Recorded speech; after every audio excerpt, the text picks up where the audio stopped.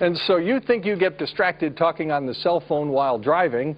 Well, a Northwest Airlines flight carrying 144 passengers lost contact with air traffic controllers for more than an hour Wednesday night and flew past its destination by 150 miles, or a bit more than 200 kilometers.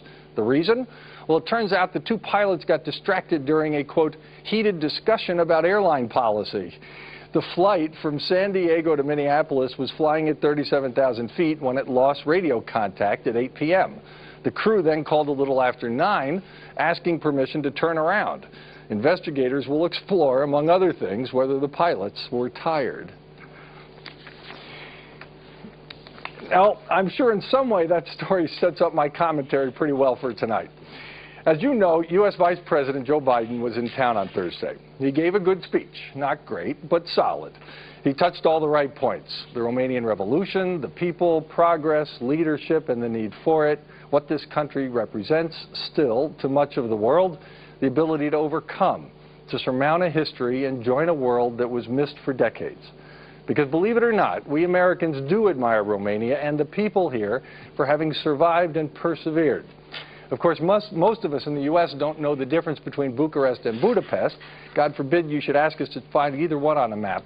But we do pay attention, and we find strength in seeing what people elsewhere can overcome. And though I'm sure it sounds a bit corny, all this got me thinking about Joe Biden himself. I confess, without wanting to sound fawning or naive, that I have often thought of his personal story as an example. Well, just a small example, but one of many. And at times of reflection, we all look to images of others, however slight, to illuminate parts of ourselves. The Vice President was a U.S. Senator from the state where I worked.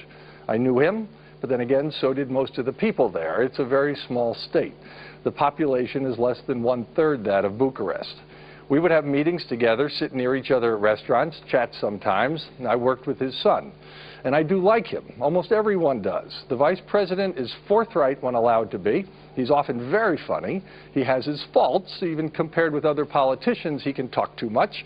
He's not always a very good politician either. I don't always agree with him. And he's been known to stretch the truth, to put it kindly. But he's a good guy, and he's a good father. And I believe he's honorable. And he has persevered. At 29, he was elected to the U.S. Senate in a very surprising upset. Then just weeks later, his wife and young daughter were killed in a car accident. He considered resigning before even taking office. 20 years ago, he almost died from a brain aneurysm. And in the mid-90s, he confessed in a meeting with a group of us editors that he thought about leaving politics as his party had lost the majority in Congress and it wasn't any fun anymore. And now there he is, Vice President of the United States. So what does that teach us? Well, maybe not much. Maybe many of us have had to survive tragedies, persevere through the worst pains of life. But as we do, it does console and inspire in some ways, I think, to know of others who traversed their own sometimes dark paths and arrived at a green pasture. It's good to have these examples. Of course, it's most important to set these examples. And that's my commentary. I hope you send us yours. The email address is thefrankshow@tmctv.ro. And that is the show for tonight.